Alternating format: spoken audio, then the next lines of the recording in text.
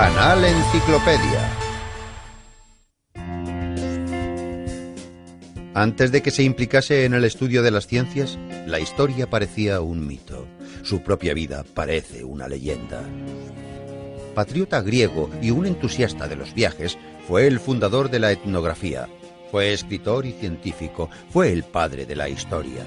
Heródoto de Halicarnaso dejó constancia de un ecúmeno, desde la civilización europea hasta lo que nosotros entendemos como civilización más moderna.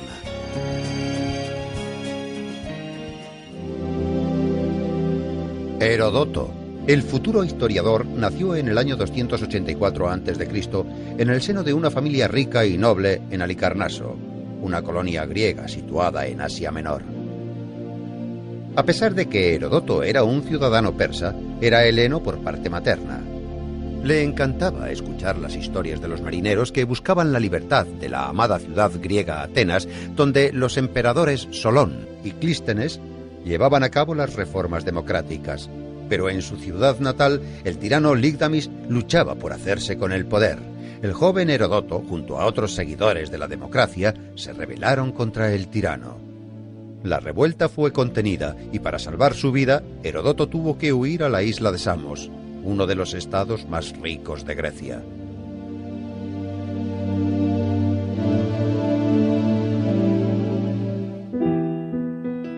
En el año 464 a.C., cuando Heródoto cumplió los 20 años, dejó la isla griega para viajar de país en país y dirigirse al este.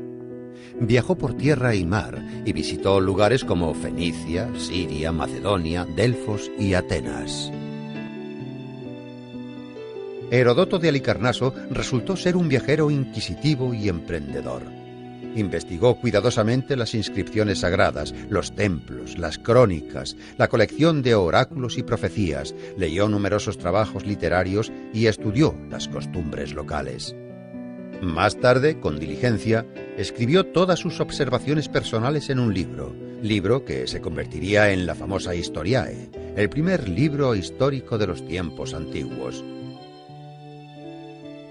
En el libro, Heródoto describía la distribución de la población de Babilonia y el método de construcción de sus edificios.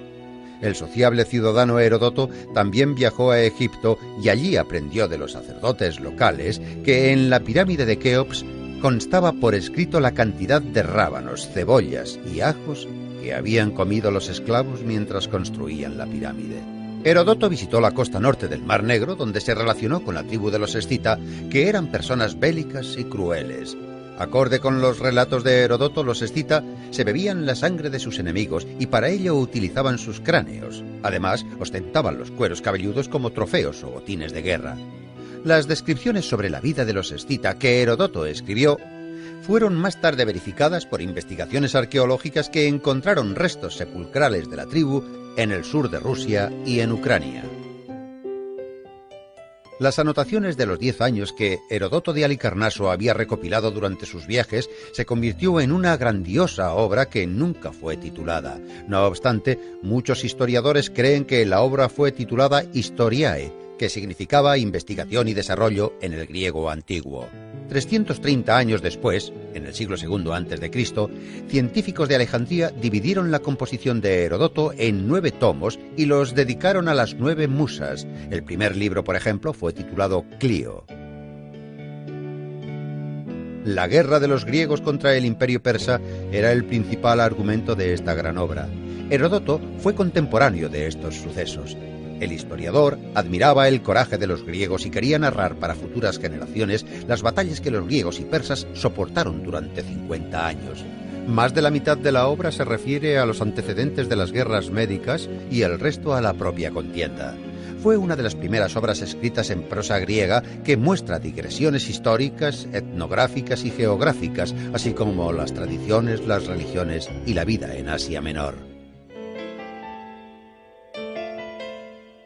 En el año 443 a.C., cuando la guerra entre griegos y persas llegó a su fin, Heródoto viajó al sur de Italia con el fin de encontrar una colonia llamada Turios.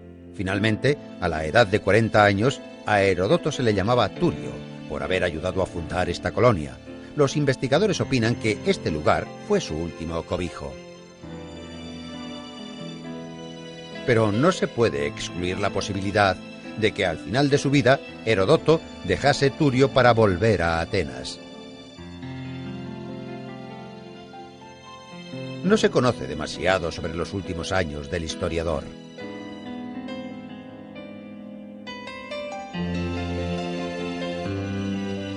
Probablemente participó en alguna reyerta política entre Atenas y Esparta y se dedicó a completar su monumental obra que nunca fue terminada.